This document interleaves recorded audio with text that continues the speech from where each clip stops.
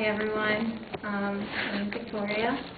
I actually wasn't in Beijing yesterday. I was in a different part of China, but I just returned last night. So I'm going to ask for a little brief exercise because I actually didn't have much time to prepare. I spoke here last year. How many of you were here last year? Anyone? Okay, well I opened by asking a question. I'm going to ask the same question this year. How many of you, the students, not parents, actually believe you can make Harvard University? Raise your hand. Okay, one person. 2, 3, 4, 5, 6, 7, 8. Okay, that's doesn't look like a student right there. So I would say 8 of you. That's 8 more than last year, actually. So I'm really glad that at least some of you have more faith in yourself this year.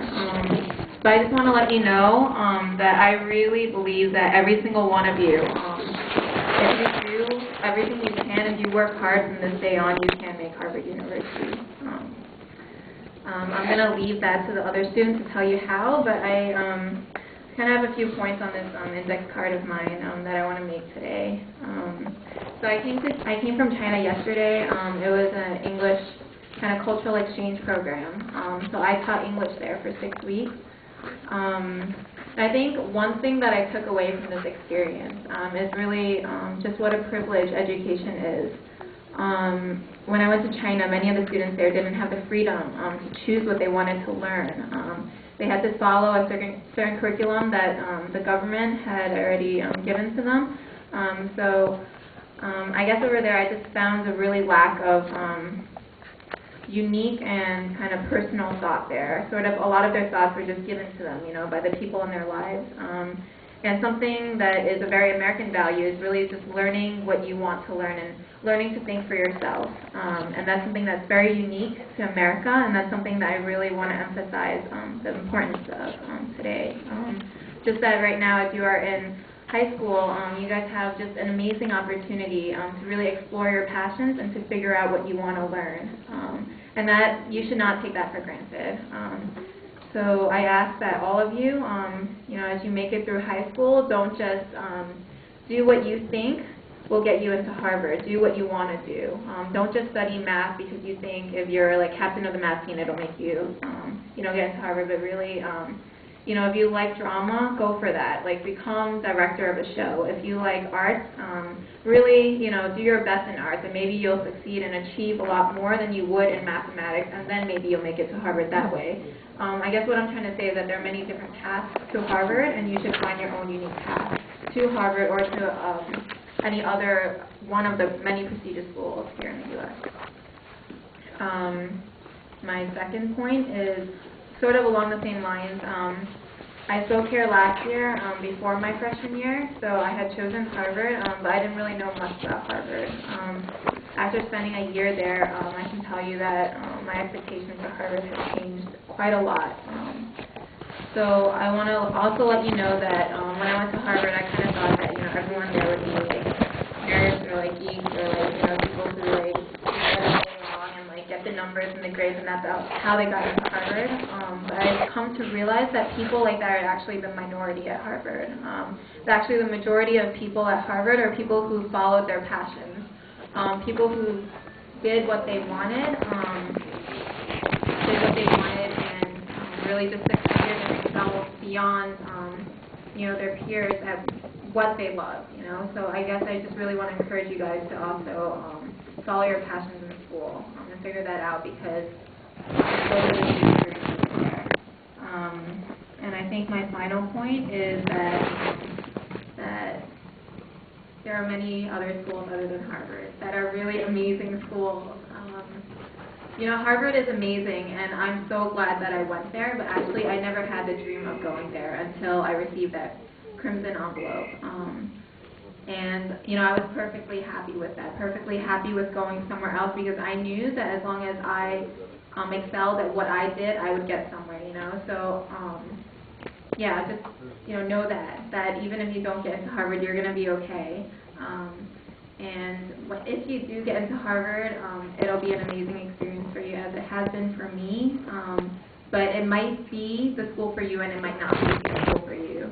In my first year going there, I remember the first day, I met a student in my dorm who told me, man, I hate it here already. I wanted to go to Yale, but my parents forced me here to Harvard. You know, that was the first thing that I heard from a Harvard student there. And he wasn't happy his entire year, you know. So, you know, for some people, Harvard is the school, for some it's not. So yeah, that's all I have to say about Harvard. Now I'm going to tell you guys a bit about how Ivy Prep kind of fit into my journey there. So I started Ivy Prep in 6th grade. So I've known Mr. Wong for quite a while now, and he's actually quite a dear friend of our family. I want you to know that your parents, first off, worked really hard to bring you to Ivy Prep. You know, it's not an inexpensive place. It's an expensive program, but for a good reason, I think. That at Ivy Prep, I found the confidence. You know, to do well, I found the confidence, and I found out what it meant to be diligent and what it meant to really work hard for what you wanted. I know that it's difficult and that many times you're very tempted to try to kind of skew the system a bit, to not study so hard, maybe like copy off of your friends, but really I want you to know that Ivy Prep is a place where it is good for you if you put your own work into it. That Ivy is a place that is a guide for you. It's a place that can nurture you as long as you want it. That it's a place where whatever you put into it, you get out of it. If you work hard, you will get a lot out of it. You will improve a lot. But if you don't work hard, if you do try to cheat the system, if you do try to kind of slack off a bit, which I know is really human, and I have to admit I did a little bit,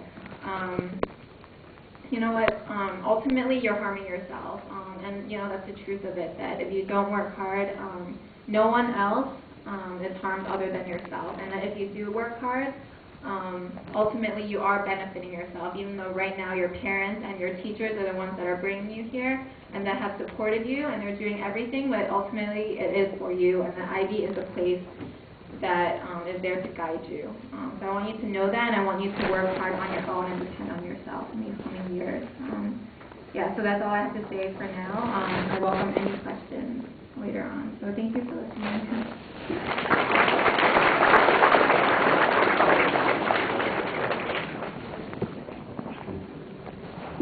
Thanks.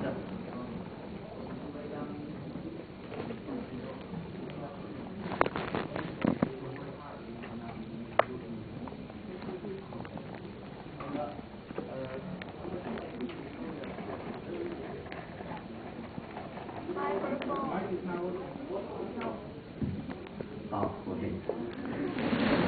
Why don't we have boys to make Harvard University? Only in Beijing. Okay, in the last 7 years, I think we have 15 Harvard University, but only 2 boys. Wow. He told us why. Because the boys think you are competing with your math and science. Math and science is for MIT. Okay? You should be, as she said, art, literature, these things. Okay? So now you see that? So you know boys, you know what you should do. And now you girls, you know you have a better advantage. Okay? Next is Lynn. Okay? Lynn will come here. Okay?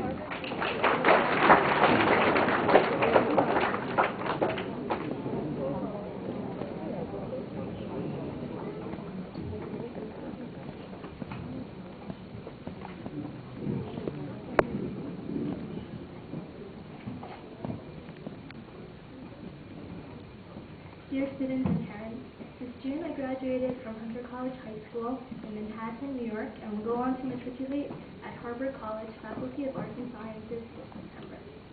I attended Ivy Prep in 11th grade to prepare for the SATs, and then I became an English teacher my senior year.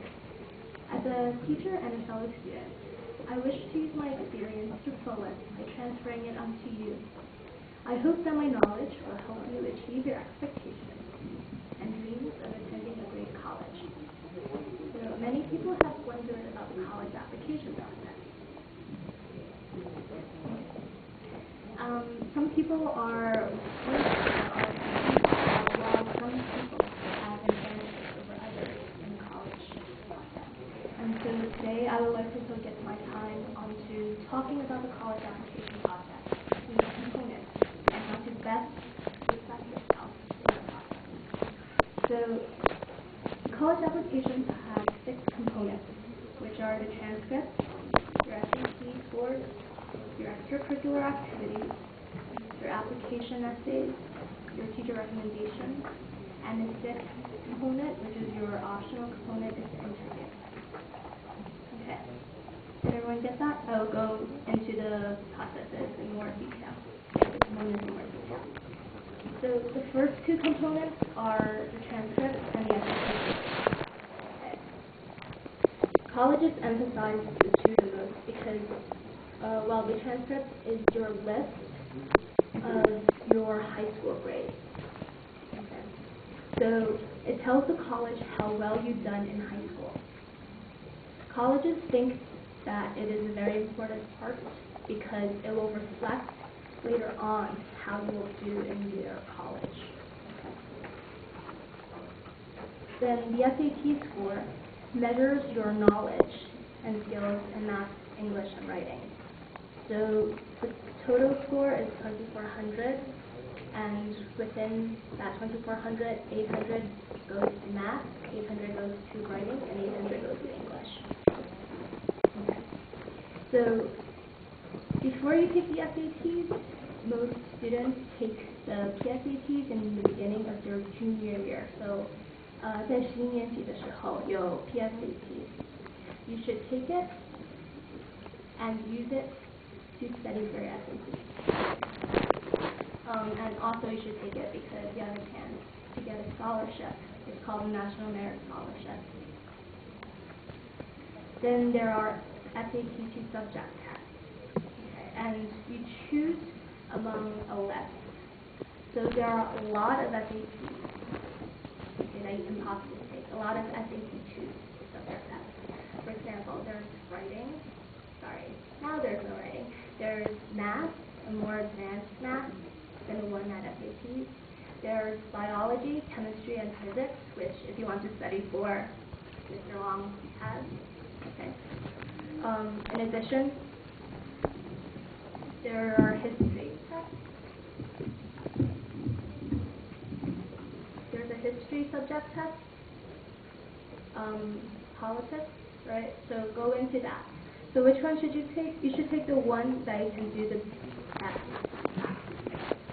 Whatever you can do the best at, you should take that. Okay. Most colleges only require 2 SAT2s, but Harvard requires 3. Harvard is an exception. Okay. So let's move on to the other 4 components. Okay, we covered SAT scores and the transcript. Okay. The other 3 components are extracurricular activities, application essays, teacher recommendations, and the interview. So, what is their purpose? So in China, I also went back this summer to China, and their whole college application process is basically one test. Well, a lot of tests. They have a lot of tests in 2 or 3 days. They have their Chinese tests, their math tests, and their English tests. And in addition to those 3 tests, if they choose path of math and science, they have bio, chem, and physics. And if they choose the path of more humanities, right, a humanities path, they get politics, history. So politics, history, and one other thing, and geography, right?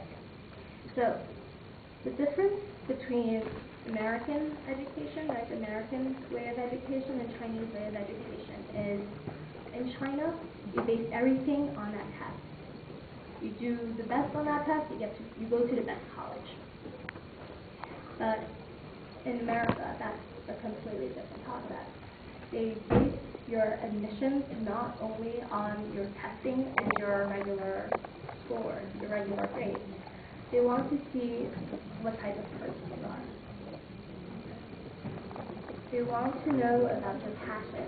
They want to know that you have a lot of interest. Okay. and abilities outside of just academics.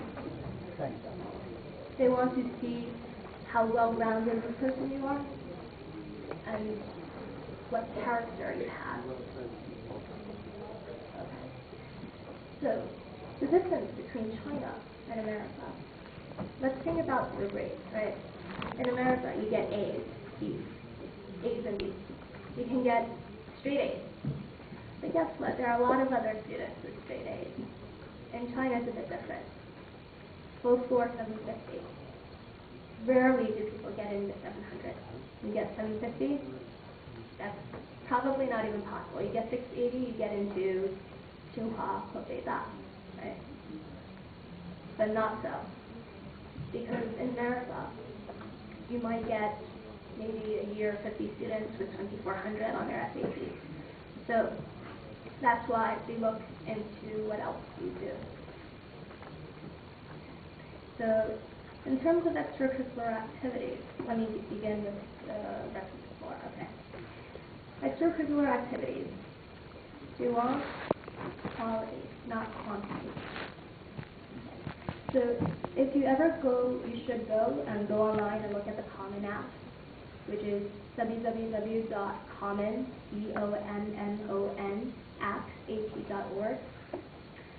If you look at that, there's a limit to how many extracurricular activities you can actually put on there. So I think there's a limit of around 7 to 9. That's to make sure, okay, that you list your most important activities. We want to see what you invest yourself in the most. So what should you involve yourself in, right? What is the purpose of having a lot of extracurricular activities?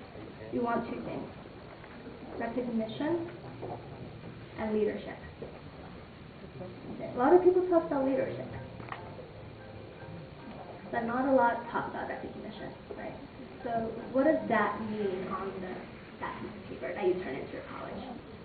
So in terms of leadership, they will give you a space where you list your leadership positions.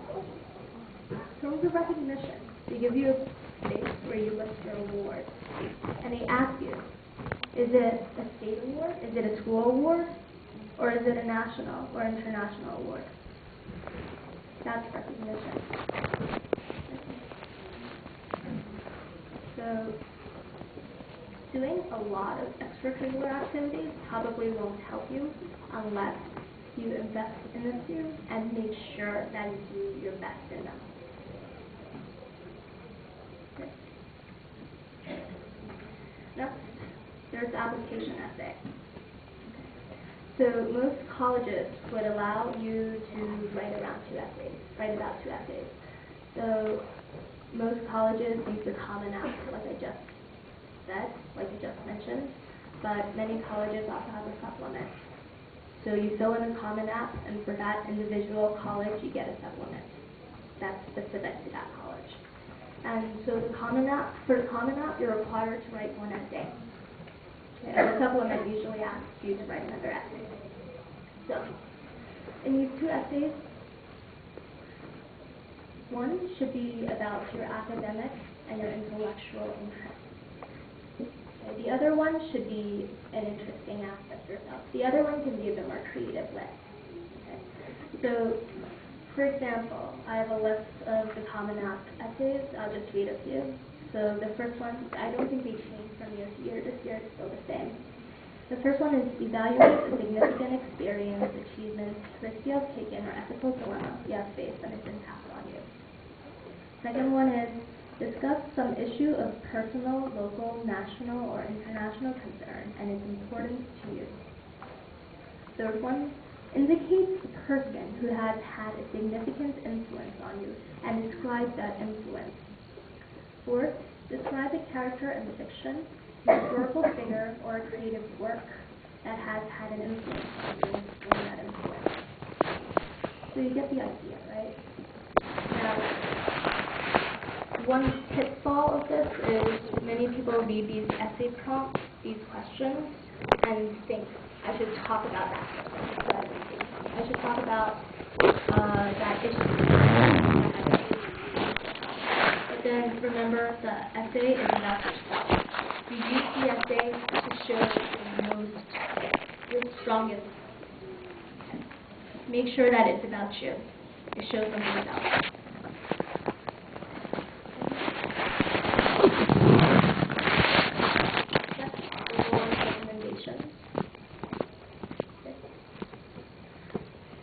So the rec, usually from the Common App, you can get an idea of what the rec consists of. So it's not only a letter, but the teachers also have to check boxes like maturity. Is maturity of average maturity, of great maturity, outstanding maturity, or exceptional maturity? Yes, there are many, many categories. So what they're looking for is not whether you're immature or whether you're mature. That's not what they're looking for. They're looking for exactly how mature are you? How great are you? Like, how good are you? Are you good, great, outstanding, or exceptional? So they look for character, such as honesty, maturity, as I mentioned, and responsibility. How responsible are you? Okay. But also, your teachers notice they should also mention your intellectual interest, okay, and passions. So the rec should support the rest of your application. For example, I'm particularly a science student, so it was important that my science teacher also said she is a great science student. Okay. Or else if my science teacher said she's an average science student or she's so-so, then it won't fit. It won't fit in the rest of my app. Also, about some more of the details, you have recs from 2 teachers. They usually ask from 2 teachers. And some schools, such as Harvard, would ask one from some schools. I think MIT is one. That at least one has to be from your math and science teacher, and the other one, it can be from any teacher. But there's a myth that you have to get it from one from your humanities teacher, one from your science or math teacher. And it's still a myth, but so you should get those 2 recs from the people who would write the best about you, right? And this is college asks for specific recs in college. Okay. Also, you have one rec from a counselor. This one is particularly important in a way that you might not see, because what that does is it measures you against the whole school. So what that means is the college wants to know how do you measure up against your fellow classmates. They want to see that you are at the top of your class. That's what the counselor rec is for. So make sure you present yourself well with the counselor.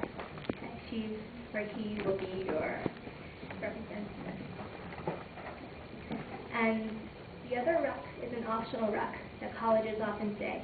You can put an optional rec in from an extracurricular advisor. So if you're really great with sports, I don't know, basketball, get one from your basketball coach to make sure you're good. So that shows your talent in another area. So this is it for recs. Any questions? Oh. Interview. So the interview is an optional component for many colleges. You should always take one because an interview very rarely hurts the student. It almost always helps the student. Okay. So the purpose of the interview is to, for you, right? What you want to do at that interview is to show the best, your best. So a lot of people go into the interview thinking it's just talk, right? Talk, chat. Well, what you need to go inside is, yes, it's a chat, but through that chat, you want to show the best of yourself. So before your interview, think about what are some points that I want to emphasize? So if you want a big award, you should probably not just say, I won that award, right? Don't tell it to him like that. Tell him, he may ask something like this. He might ask, give an example of when you had a challenge. Or give an example of when you were involved in a project you really loved. You had a passion for it. That time, be sure to show your passion, show your involvement, show how dedicated you are to that. Tell them the specifics of that project. In that application, you probably won't have the space, right? You won't have the space to basically write down everything of how I struggled through that project or what that project is about. You just won't have the space, right? Use that time. Make sure the interviewer gets a sense of how you love it. Okay? So be confident and brag about yourself, but don't sound cocky. So throughout, these are the four components other than the SAT scores and transcripts. I'll summarize. I'll read them again. Extracurricular activities, the application essay, your teacher recommendations, and your interview. Now, a word that I repeated through these four very often is the word passion. Okay. So Victoria mentioned this before. There are many ways to get to Harvard. You should follow your own. Whatever your passion is, you need to follow that. Colleges will sense it. If you love something, they will know. If you love something and you're good at it, that's the way. So, to cap up, just a few more things about the application process. So, many schools have regular applications that's due January 1st. So, Harvard and Princeton are all regular applications due January 1st of your student year. So, around the end of your first semester of senior year. Then there are schools with rolling admissions, which is they don't have a deadline. These fill up, right, as the year goes by. So make sure you apply early. So a school that has rolling application is University of Michigan. Right? So apply as early as soon as possible. Okay. And there are some schools with early decisions. Now, early decision, early action are all due November 1st, and the decisions come out December 15th. So before you apply to regular, your early decisions are already out. So it's a useful tool, and you should definitely apply early. Okay. So you have early decisions from Columbia, Cornell, and Dartmouth. So if you apply early decision and you get in, you have to go. It's a fine thing. Then there's early action. Early action, the reason why I say you should probably, well, almost all of you should probably apply early. It definitely gives you advantage. Because you get in and you don't have to go. Okay. You have a choice, so why not apply early action, right? Within early action is MIT and Caltech. Okay. And then there's something new that they made up this year for me is single choice early action, and that's from Stanford and Yale. And what that means is usually a student can apply early decision and early action, or two early actions, or unlimited early actions. But then for single choice, you can only choose one. So if you apply to Stanford single choice early action, you cannot apply to MIT early action. Okay, but it's, once again, it's not binding. So if you get in, you don't have to go. And the other thing is, this is just my advice in terms of when to do what, because I know many of you guys are busy. So you probably want to finish your SAT and SAT2s by the end of junior year, because you get really busy by first semester senior year. So I'd recommend that you have a plan of when you're taking your SATs and SAT2s by your first semester of junior year. This way you plan throughout junior year when you're going to do what tests. Also, you should ask your teacher reps at the end of junior year, not at the beginning of senior year, because they want time. They want time to write the reps. So ask early. Also, you should start your college essays over the summer before you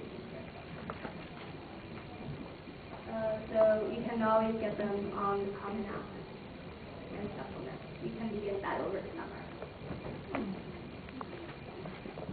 So, thank you for listening.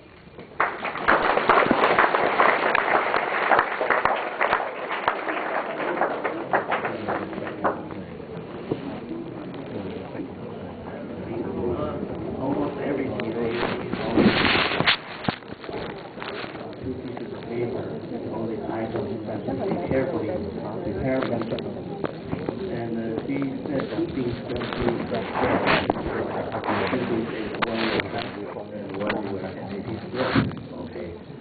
These two things are all up to you yourself. Right? Okay. Now this is Pearl, right? Angela. Okay. Angela too. Okay.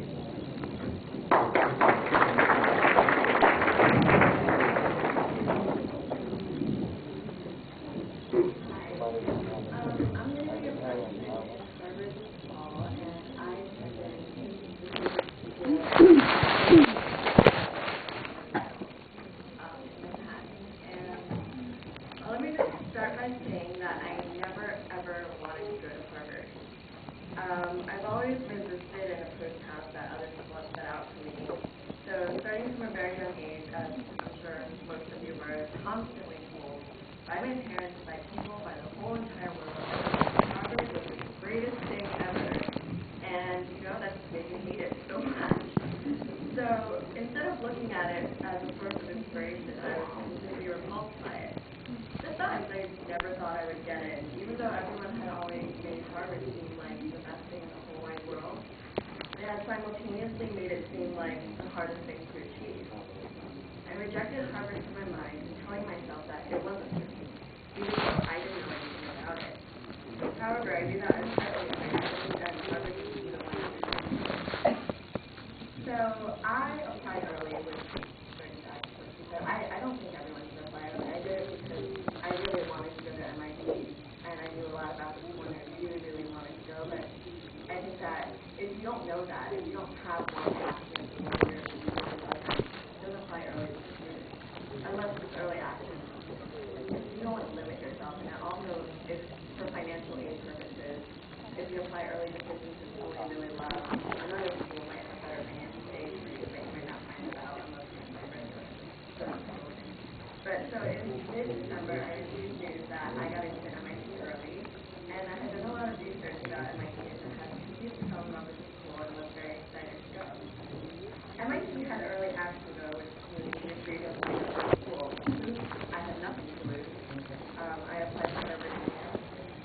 The application for Harvard is surprisingly simple, a lot more simple than actually a lot of schools that are much easier to get into. For example, NYU has 4 other supplement essays besides the common application essay, and Harvard has 1 that's optional. And what they ask you is simply like, tell us anything that we don't already know about you, anything you want. So I decided to take the time to write this essay and be honest. I told them that I didn't think I was exceptional at anything, but what I really loved was learning. I didn't know if I wanted Harvard, but I needed to know if they would even want me first. And then I found out I got in. I was surprised by the rush of happiness that filled me, even though I had never ever wanted to go to Harvard, and I had never even considered the possibility that they would accept me. And when they did accept me, I think a large part was due to my honesty in presenting myself. I never really thought I would get into Harvard because my test scores were very good, but they weren't exceptional. I wasn't an athlete, I wasn't a musician, I didn't score a 2400 on my SAT, I wasn't a valedictorian, I didn't do very much community service, and worst of all, I knew nothing about the school. What I was a person who loved reading and learning and arguing things. I was a person who was interested in a great many things and wanted to pursue them all at once. I loved doing a number of different things, even though I wasn't world-class at any of them, and I made sure that Harvard knew what they were getting into before they accepted me. And then I had to find out what I was getting into before I chose Harvard. I started doing my research, going on the website, looking at the course catalog, talking to students who attended the school. And to my surprise, the internet was very different from the actual school. I had always imagined gorgeous, mindless, geeks, and perfectionists that would do nothing but remind me of my own inadequacies. How surprised I was when my Harvard interviewers told me that they wrote such a glowing recommendation for me because they thought I would be a fantastic fit for the school. The best thing about Harvard is not the name, but the thrill of being surrounded by thousands of the smartest people in the country, maybe even the world. It is having lunch with world-famous professors. It is being able to attend a world-class university with resources so vast that my son can pay more for a semester of school than I will pay for all 4 years of college. It is being able to travel abroad anywhere you like, study anywhere you want, studying whatever you want. And after I realized all of this, it was easy to make my choice. I think the messages I would like to impart on everyone, based on my experiences, are these. Consider Harvard before you reject it, because everyone has been shoving it in your face all your life. Although it isn't for everyone, it is an amazing school. Don't close yourself off to obstacles like I did. I was lucky to have gotten in when so many other passionate Harvard fans didn't, but maybe you won't be so lucky. It's important to do your research and figure out if it's the place for you. And if you want to get in, start early. Don't wait until junior year to start getting those A's. Set a pattern of getting them now. Challenge yourself. In junior year, on top of my IB prep story, I worked at IB prep as not a teacher, but as an office assistant, and so that I could go to the classes there at a lower price. So I worked my way through. So in junior year, I worked in IB prep after school every single day, and Saturdays and Sundays. And on top of that, I took 5 AP classes. Only one other girl did that at my school, and everyone told me it was academic suicide. But not only did I pass that year, it was my best year ever, and I received top 5, the highest score in all the APs. Also, do what you can. Despite the fact that you'll never get into a school on pure grades and test scores alone, you won't even be considered if you don't have them. It is important to foster your own talents and interests, but no one will get the opportunity to see what an amazing and special person you are, unless your academics have demonstrated that you're worth it. Finally, although there are no guarantees on admission, no matter what I or anyone here at Bible Tutor do, I think the most important thing is, and a lot of people have echoed me before, is to remain true to yourself. Harvard, like all the great institutions of the world, is filled with great and interesting and interested people, of people who are both engaged and engaging. Perhaps like me, you are in the top of your class or the statewide swimming champion. However, the best thing you can do is that demonstrate that whatever you love, you do, and whatever you do, you love. So thank you for your time, and I wish the best of luck.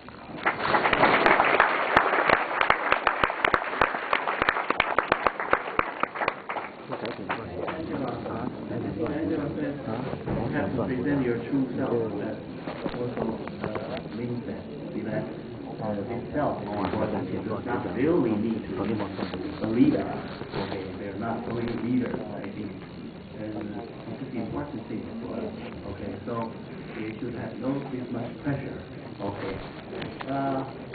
下一个是 Pearl now. Okay, Pearl, go in.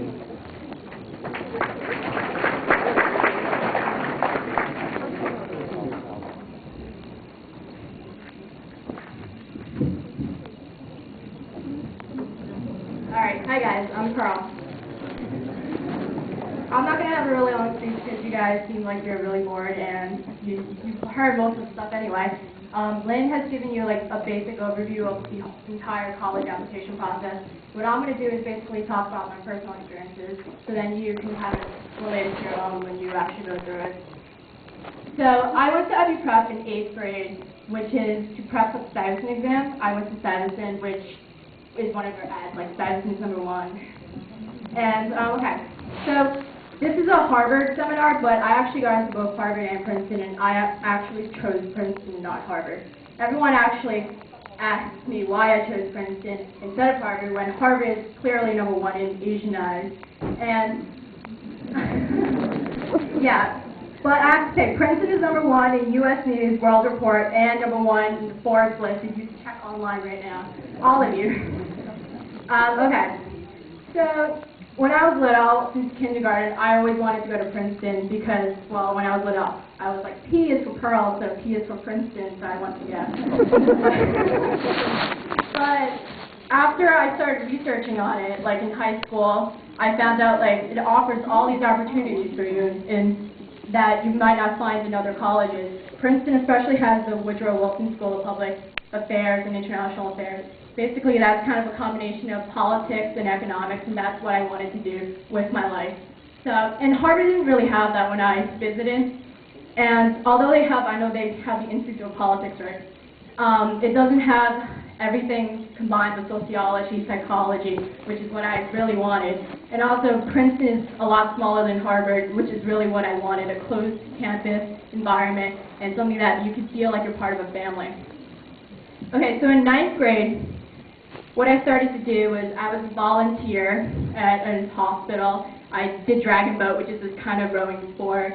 I participated in the New York Youth Symphony playing piano and the ISO Symphony playing piano. I think the reason I got into Princeton and Harvard was partly because I'm a musician. I play piano, clarinet, sax, and bands, a lot of band instruments. And that actually adds to your character when you're compared to all these people who have A's. Everyone has a 2400. Everyone is a valedictorian in their school. I was none of those except a musician.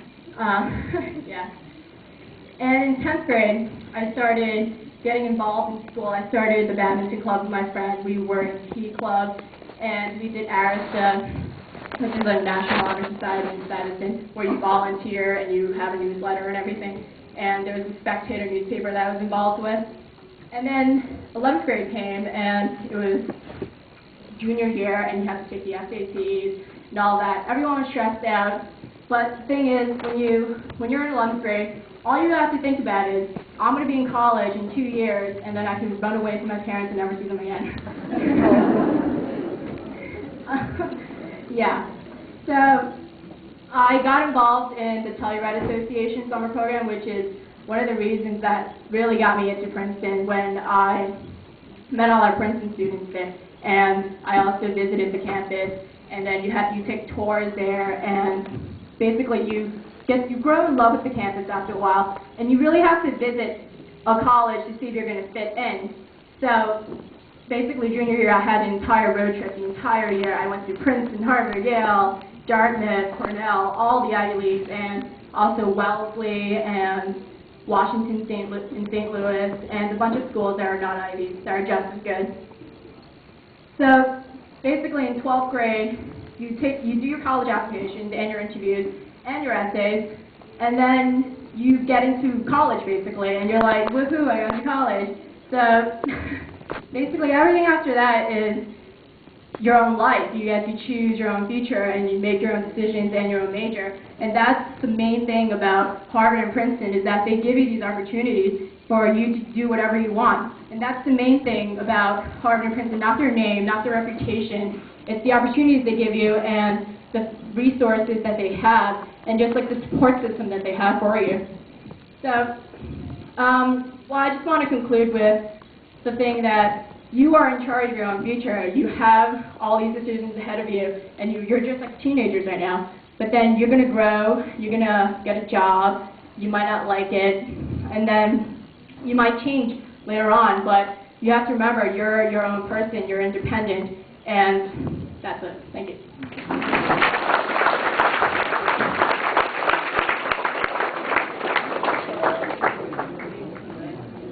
Pearl for this kind of Harvard University life. Okay.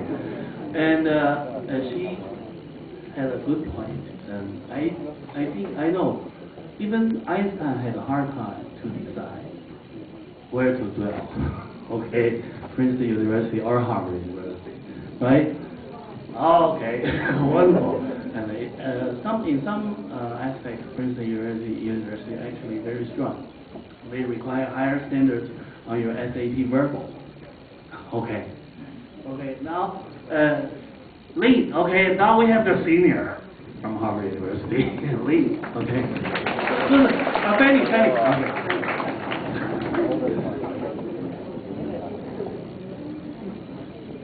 Good afternoon, everyone.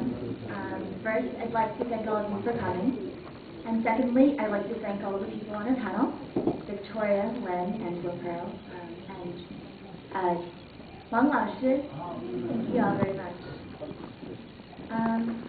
These are actually all really hard acts to follow, but I thought I'd offer you all some perspective on what is Harvard, and I guess as a senior, I'm probably one of the best equipped to answer this question. Harvard is, well, first of all, it's a great school, and I love it, and I'm very glad that I chose to go to Harvard.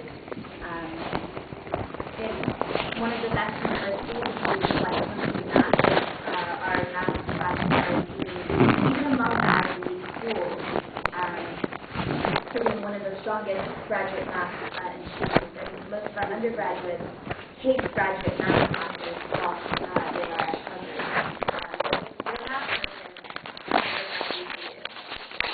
If you're a math person, Harvard definitely also offers a lot of opportunities. If you would like to study economics or government, do humanities studies, Harvard definitely also has opportunities both in its connections with Harvard Business School and the Kennedy School of Government to offer you those opportunities. I'd also, so that was why Harvard. Harvard is amazing, and I love it. I thought, I guess to conclude the panel, I'd like to share with you also some insights into not really how to get into college, because I think that was a bit too far away for me, but looking long-term over your life and what you would like to do with it. I recently read a book by Randy Posh, who is a deceased member of the Carnegie Mellon faculty. He wrote a book on achieving your childhood dreams. I know that as a child, I didn't really have that many dreams. One of them was to go to Harvard, but besides that, I didn't really have many other dreams. I was your typical little tiny child. I just kind of wanted to do everything right. But coming to Harvard has really fostered a lot of dreams. So Mr. Wang said earlier, Harvard students are not one of the highest earning tenures out of college. And I think one of the reasons might be because a lot of us have found greater dreams to invest our time in. One of my personal dreams is to do development work in Africa. After studying a lot about African history, African economics, and about economic development. And that brings me to the second point. How do you pursue your childhood dreams? And speaking to that effect, I'd like to, I guess, highlight two different things. One is, once you find your dream, persevere. No matter how hard it is, one of the things I like to do, which I'm not very good at, is to force myself to exercise every day. I don't know how many of you really like sports, but I'm definitely not one of those people who has ever been very good at it. For the first 10 minutes, you feel like you're about to die, and every single breath that you take burns through your lungs, and your legs feel like they're shaking, and you're about to fall off the treadmill. And every single moment, you're counting the minutes until you can get off that machine. But recently, I also read an article in the New York Times which says willpower is something that you can develop. So I'm glad that I pushed myself for those 10 minutes and felt like I was dying every single day of second semester last year. Because by the end, I could get to 30 minutes, and this is something that applies to studying. The first day, you feel like you're so bored, your eyeballs are going to fall out, and your brain is going to turn into noodles.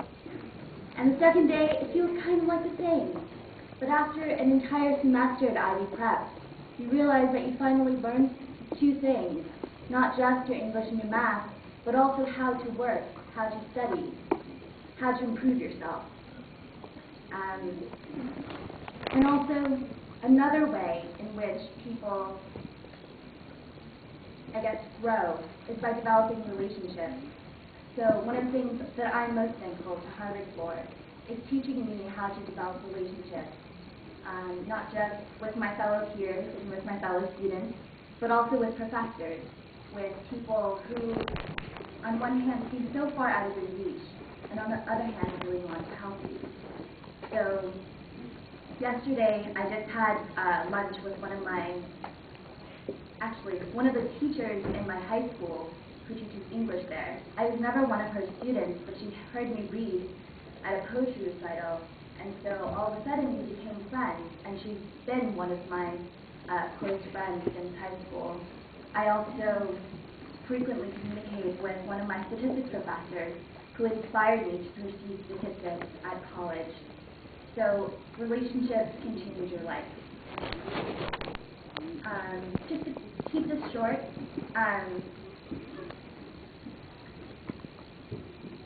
I'd just like to summarize by saying two things. One is dream big, dream long term, and persevere in your dream. And secondly, think about the people who have helped you to where you are, and think about the people who can bring you forward with them. And with that, I'd like to thank my mom for really helping me with everything. Thank you.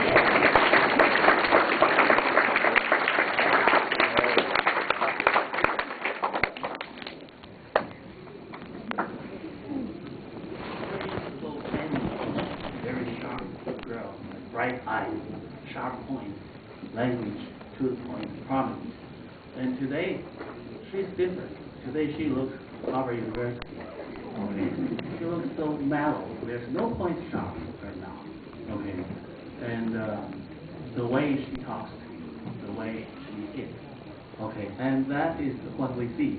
Okay. You didn't see, but I really saw. I didn't see a doctor 4 years ago, but today you see she's not. Okay. And now, she's been through Harvard University for 3 years, so we can ask about a lot of Harvard University life from her. Okay. And mother, 妈妈在哪里啊？在你的妈妈。Okay. You know, 你们知道吗？ You know, mother is a wonderful speaker. Okay. 她可以在人民大会堂讲到所有的这个我们的人大代表都热烈鼓掌，好吧？好，wonderful speaker 陈芳丽的妈妈 ，OK， 来。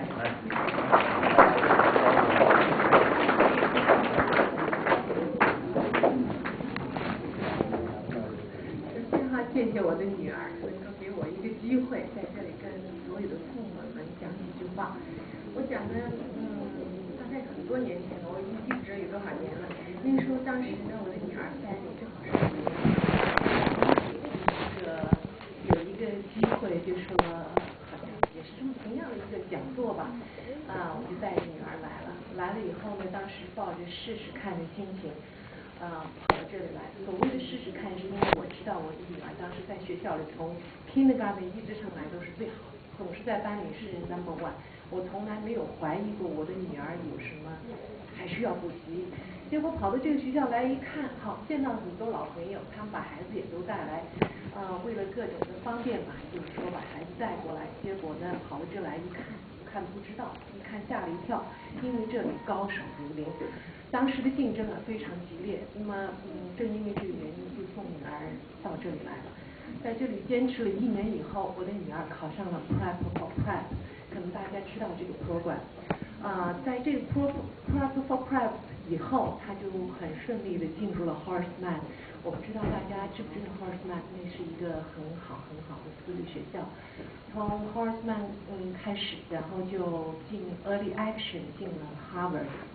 到明年我的女儿就要毕业了，我非常的感谢我的女儿再一次给我带来了荣耀，因为在明年她在4年的 Harvard 的大学生涯里，她会得到2个学位，一个是她的economic 的bachelor degree， 同时还可以拿到她的 statistics math degree， 对一个任何一个人来讲都是很不容易的。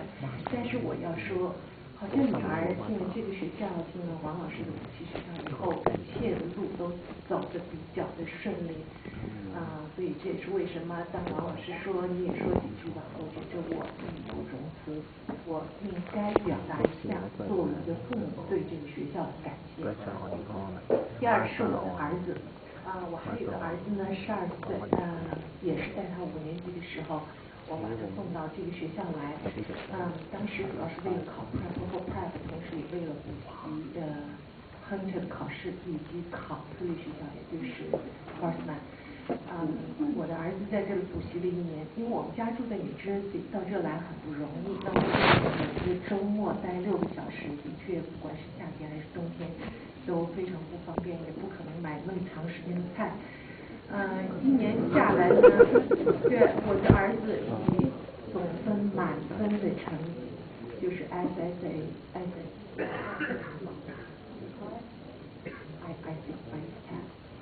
满分的成绩考到了Horseman， 因为那个学校是非常非常难进的，就说拿他们的 scholarship 实际上比进 Hunter 和比进 Sullivan 都要难很多。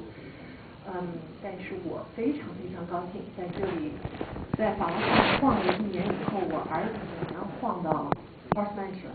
那么我非常非常的高兴，当然路还很长，我想我们做父母的对他们的期待也很多。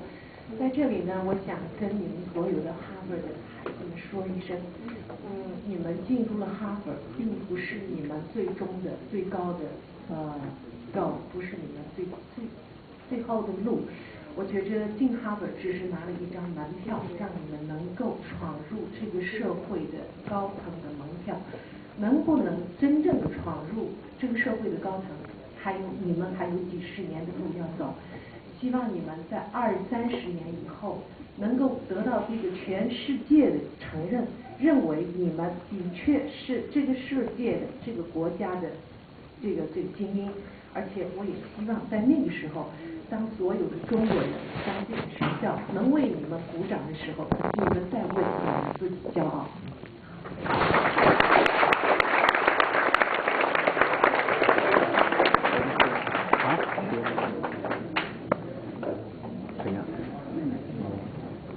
Fanny from Horseman, Pearl, Angela, Lee from Saturday, right? Angela.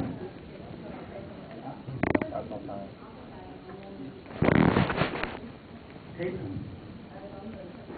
Oh, okay. And Lee and Victoria are from Hunter. Okay. But don't worry, I think there are some people who come late to America in these public high schools. They still made Harvard University, okay, and as long as I think you're not so late that you are here only 1 year, right? Okay, you are strong. I think they will find out. Okay. 我们现在 now, you can ask questions. We have 2 ways to do. One is you can write on a piece of paper and then say what answer, or you can just come up to here. I think better because there's 1 microphone. So you can come up here 1 at a time. Okay, only 1 time. If you see 1 stand, then you next. Okay. And what will you do? You have questions now. You can start to write and you can start to read and to answer. Come here.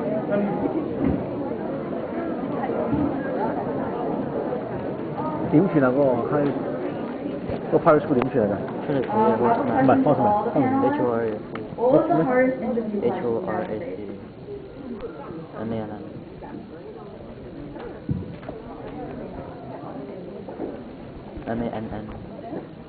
This is my attachment to why interviews don't really matter very much. My Columbia interviewer asked me, you don't really seem like a Columbia student, and I don't really think you should go. Why do you want to go?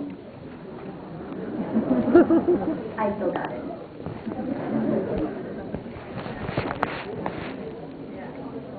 I only went on 3 interviews because I only applied to 3 schools, and I was very unique in that a lot of people find, like, if I hadn't gotten into MIT early, I would have had to apply to 11 schools.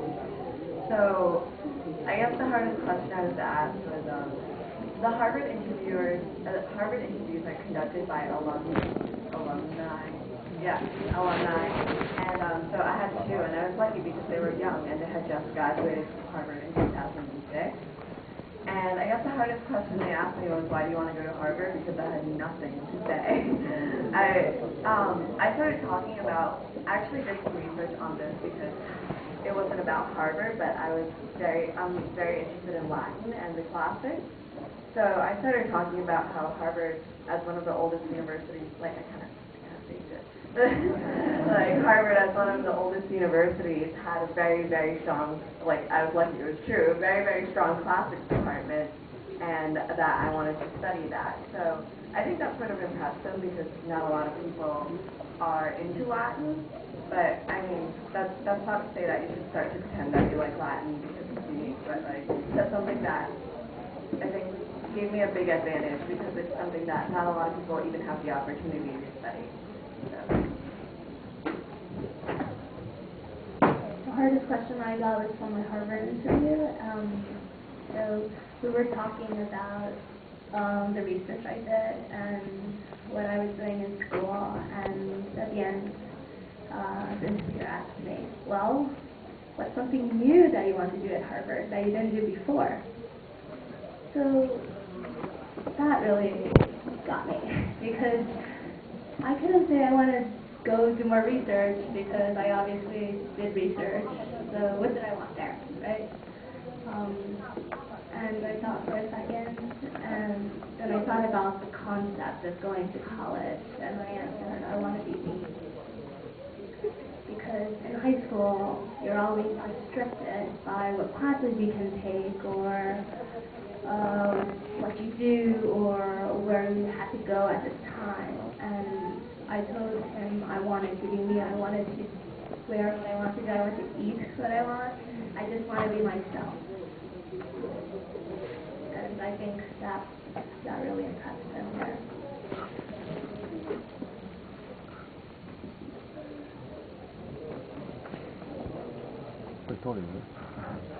When I was interviewing for Wellesley, one of the questions was, why do you want to go to all-women's school? And I had no answer.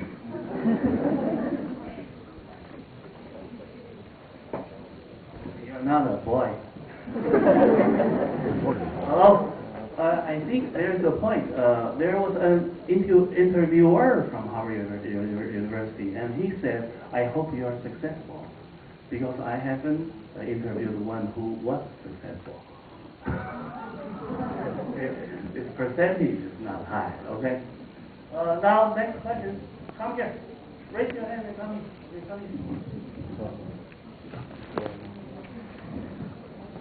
So this question is for Pearl. You said that you were in the Telluride program, I think, during your junior year. Can you describe it in more detail, and also how can you apply to it?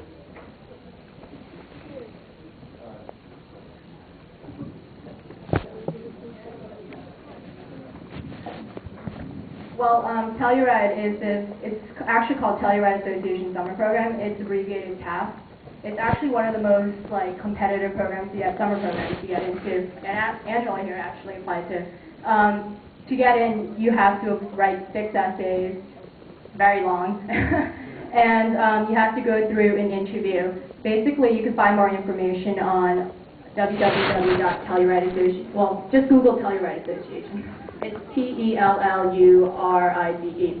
It's a summer program for humanities, and they have seminars actually hosted by a college. The one I went to was in Washington University in St. Louis. They actually have ones in Cornell University, University of Michigan, and a bunch of other schools. And they're basically by college professors, so you actually get hands-on college experience while living on a college dorm. So you can ask me more about that afterwards if you want. I don't know why I know so much about it because I got rejected, but it's a 6-week summer program, right? And it's also free, room and board. It's completely free. Yeah, and you get to, and like I saw, when I was applying, some of the classes are so interesting that I wanted to do it, and I was a finalist. And what happened was that after you submit the 6 essays, you interview with, I interviewed with like 3 people, and I made the mistake of, I think that was one thing that my sister taught me after this interview, is that never to talk about politics during an interview, because I started talking about how, I don't know how many of you know who Ann Coulthard is, but I started talking about how much I hated her, and it turned out that one of my interviewers was one of her close and personal friends. So I don't know like how much that contributed to me not getting in, but like don't talk about politics during an interview unless like you know what you're talking about and you can present it in a way that's not you're a crazy person, but that you're informed about the world.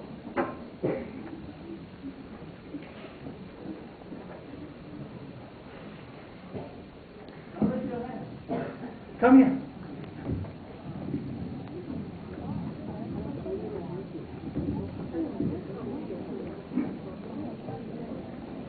Okay, 我的英文不是很好，但是 I'm trying to use my English to answer the question. I appreciate all the young ladies. You're doing a great job. Okay, so I want to know that, by accepting by all those good schools, they have a very high standard and a very high special requirements. You guys are very special, very unique. And how could you use your strong point to make those schools accept you? You must be very special on you. Is it because you have a very study hard, you're a musician? What's your strong point? Make you get in the Harvard University, or because you study in this once the summer school? So look back your education history before you get into college. So what did you do? In that long way to get into college. What's your strong point? We can give you the brief. So I want to, thank you.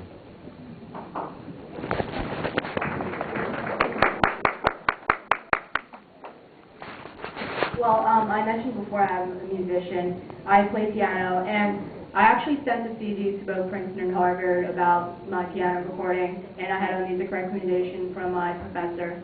And basically, I'm in a lot of symphonies, so then they know that this recording isn't a fake one that I just like copied off the internet or something. And actually, my essay was actually about a lot of how music and history and political science and Van Gogh's Starry Night really random, but tied in all together. And basically, I guess that really helped me in my application. And also the Telluride program actually helped because colleges know about that program. Well, like I said in my little speech, that I'm really interested in a lot of things. So in senior year, I was editor-in-chief of my yearbook, but not because, it was something to add to my resume, but because that's something I had really wanted to do. And actually, at Chapin, it's very weird. You don't really actually build up to it. You just apply for it in junior year, and you get it or you don't get it. So that's something I did because I was really interested in editing and layouting. I've also been a choreographer for the school dance club for 2 years, and before that I was a dancer for 4 years. But it's not that I'm trained in anything, like I didn't do ballet, I didn't do jazz or hip hop, I just saw performance and I was like, oh, I'm really interested in this and I really want to do it. But besides that, I wasn't really a leader in anything else, at least in my school. But something I think that's unique about me is that I've worked a lot. Like I started working in my sophomore year, internship jobs during the year as much as I can. So I have a very extensive working resume. And I guess besides that, I love that.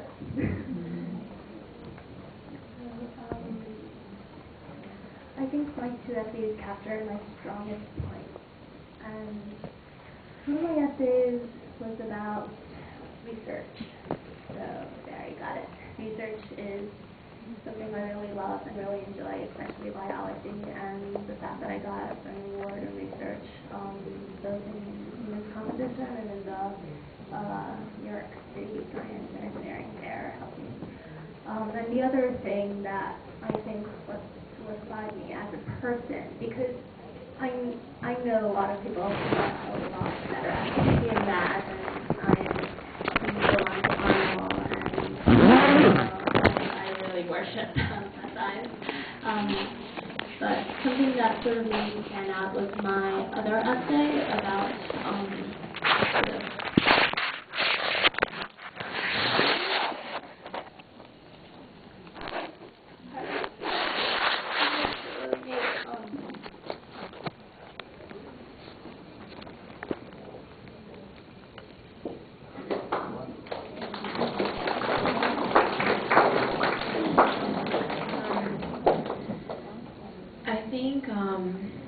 for me, I kind of want to echo what Angela had said during her presentation. Throughout my high school career, I didn't actually feel like I was exceptional at anything either, but that I had a passion for helping students and doing things for people. And I think maybe what made me stand out was my extracurriculars. I volunteered a lot throughout my high school career. I worked in a hospital. I interned there for the pediatrics. There's a pediatrics program in Mount Sinai, which is close to Hunter College High School. I volunteered at Central Park, and I was president of a club called 365. It was a humanitarian club.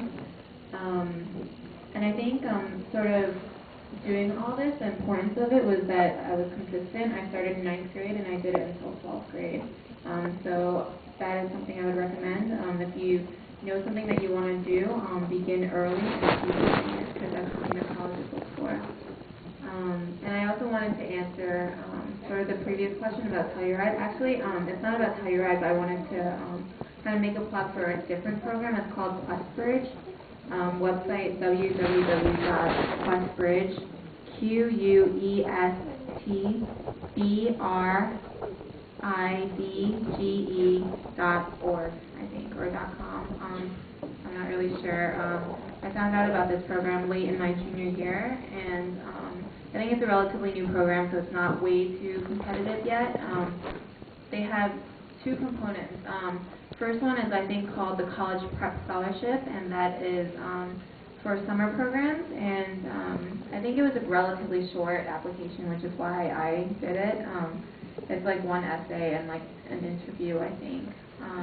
But you apply for that, and they give you a whole bunch of money to go to either a summer program in Harvard, Yale, or a number of other prestigious schools. So I actually got a scholarship.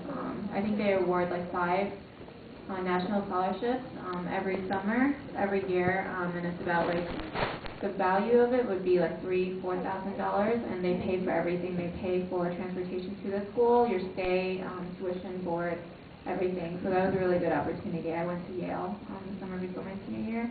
And the other part of their program, benefits is, I guess, the college match program, and that's something that I also applied to. What they do, it's like a really odd process, and you can find out more online, but basically, through them, you submit one application, and they take the application and they send it to multiple schools of your choice, their partner schools, and they kind of advocate for you. And if you do get into the school through the college match program, you're guaranteed either a full ride to the school or a very big scholarship. So that's what I did in my senior year.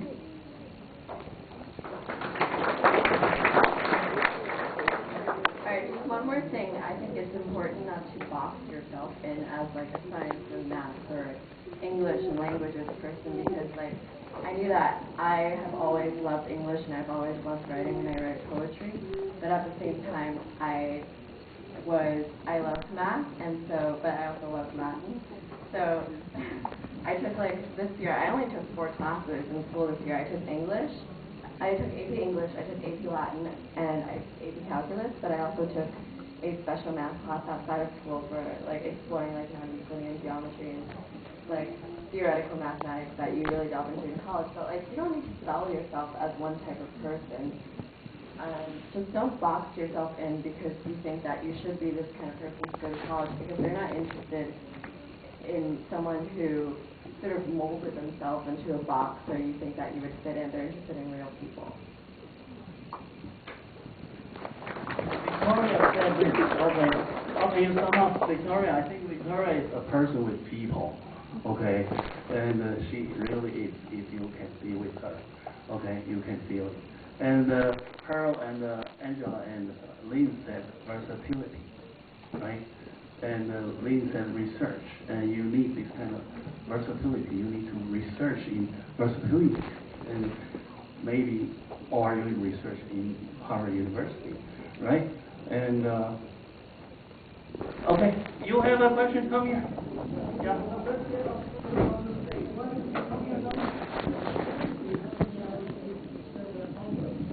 Whether your work habits changed over the years.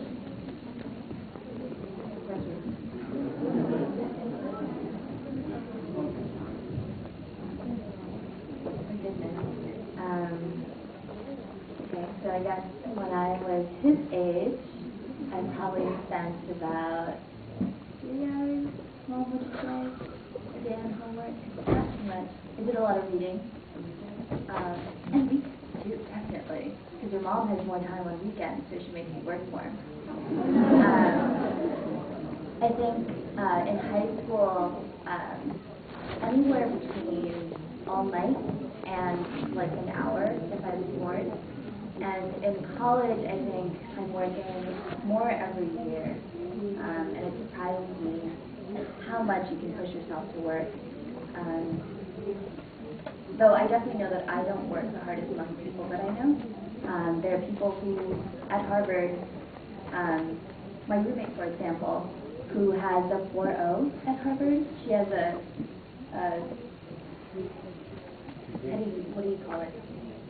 Yeah, her GPA is perfect.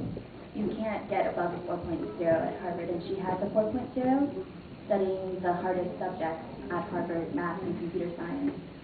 So,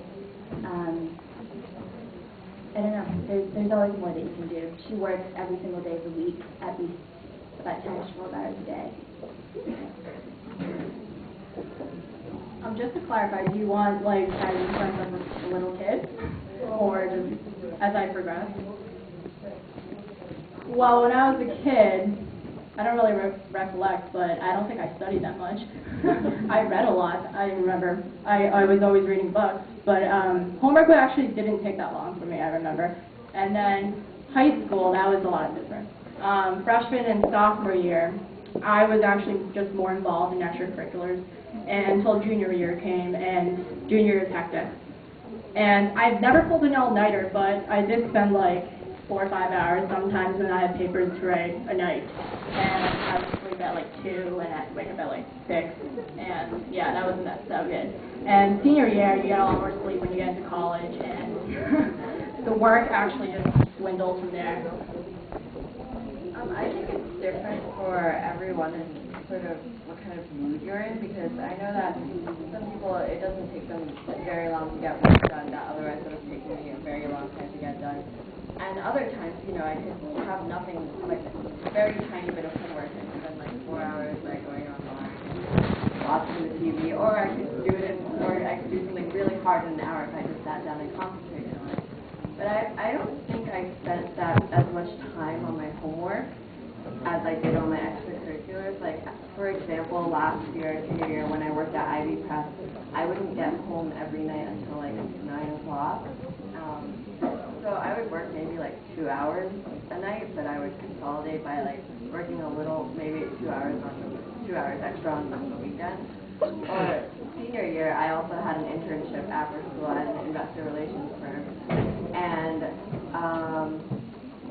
I think I spent a lot more time working at my job and also working on my yearbook, where I would spend maybe like at least like 3 hours each weekday working on yearbook, and then 9 to 5 on Saturdays I would go to school. So I think it's different for everyone, and it's different for like really how diligent. Like, it doesn't matter how much time you spend on it. Like, it matters the amount of concentration you're putting into it at the moment. In elementary school, I practically did no homework, or it was at most 30 minutes a day. Junior high, maybe,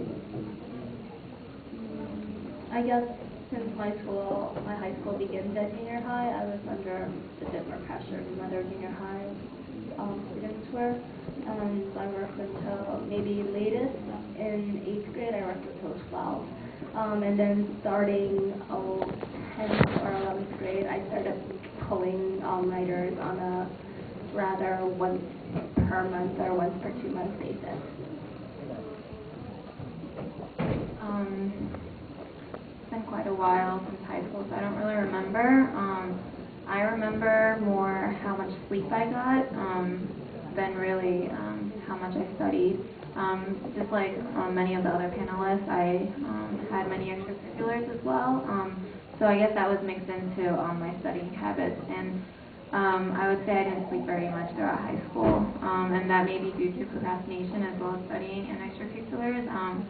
To be more specific, junior year I slept maybe 5 hours every night.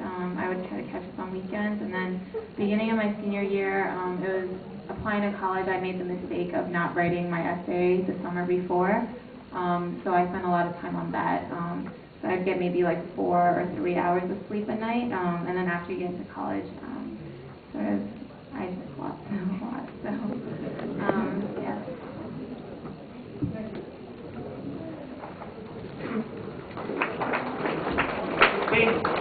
I think what are the really important questions? I think most of you have already, right? Okay, now let's ask more questions. You come here first, please.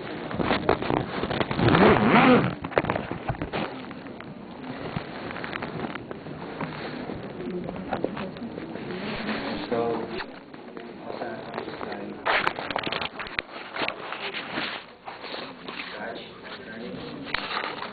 my question is,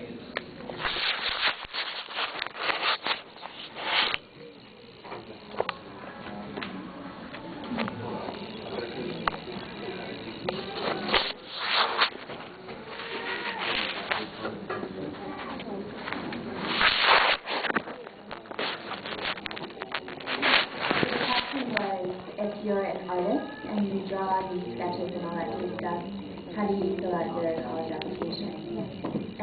I would say I'm very relationship-based. Twofold. First is compile a portfolio of your best work. If you're very good in one particular type of art, then include a lot of that. And they typically have instructions online for the format they would like. The second thing that I would counsel is to look at, do a bit of research on free pages at those universities. And typically online, they will have their email addresses. So if you're very good, you can email the professors themselves and then ask if you can either visit the school and talk to them. Just ask, do you have 15 minutes if I visit on Friday to speak with you about the art program here? And typically the answer is yes. And if you can get an audience with a professor and if they like you and if they like your work, that'll definitely heighten your campus student chances.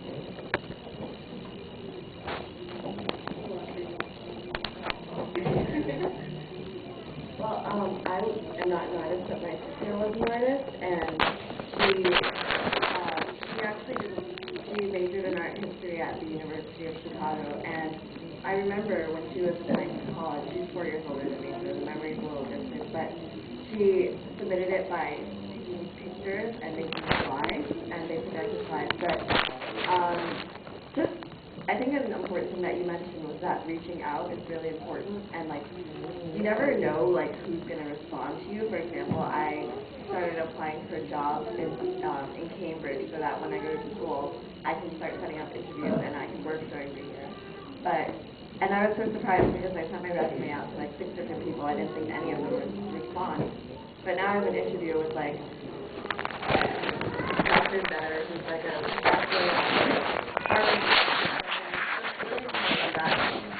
he reached out to these professors. I remember for classics, I wrote a standard email and sent it out to a lot of different schools, asking them what they thought a good preparation in classics would be for their university. And you'd be surprised how many of them are not only willing to talk to you, but excited to talk to prospective students. And they can, if they really like you, they can really push for you. Yeah.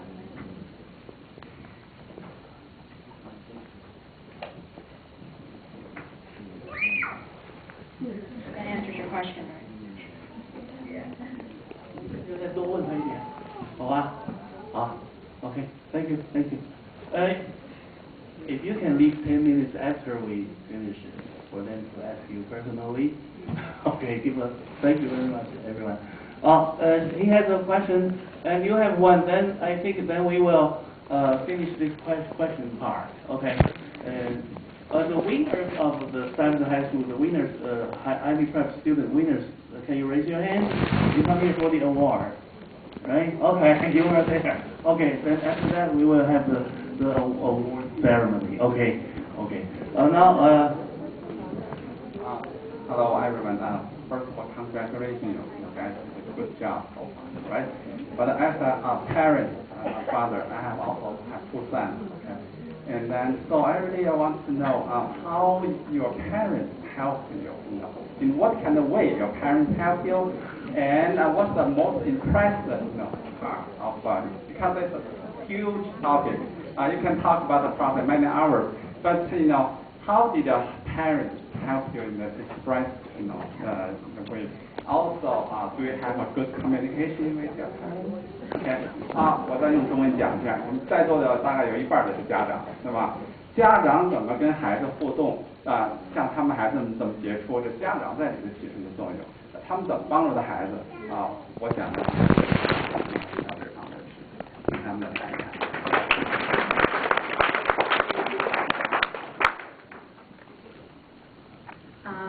My dad is actually sitting right there.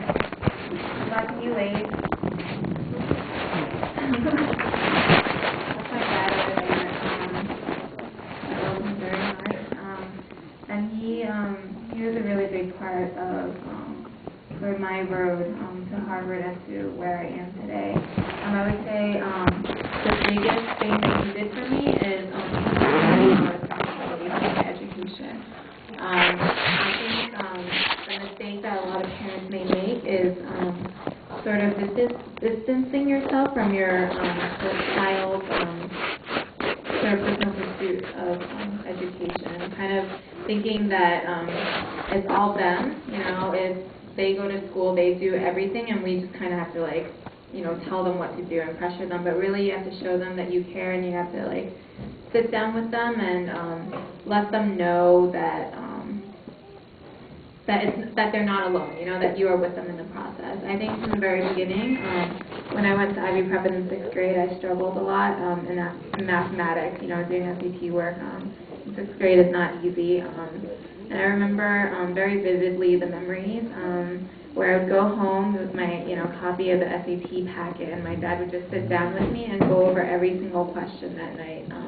No matter how long it took, he went over every question, and I remember him being really frustrated because I just didn't understand, but he would just keep going. Even though he had long hours at work, he just kept doing that. And I think that made a really big impression on me, to know that he was also willing to work hard with me. And I think another impression that he made on me is showing me sort of the ideal work ethic, sort of not just in my education, but in everyday life, sort of how he works in his job, how he lives his life. Just seeing that he's willing to work hard as well for our family and for what he believes in and what he cares about actually made a big impression on me and made me realize that a lot of it is my own doing as well. Does that make sense? So also having just a very personal connection with them, and also realizing your child's struggles, because high school is very difficult. There's sort of a lot more going on than just education and extracurriculars. College is not all we think about. We have relationships, friendships as well. So be sensitive to that and continue to encourage them. So my whole family is actually sitting there with my mom, my dad, my little sister, and my little brother.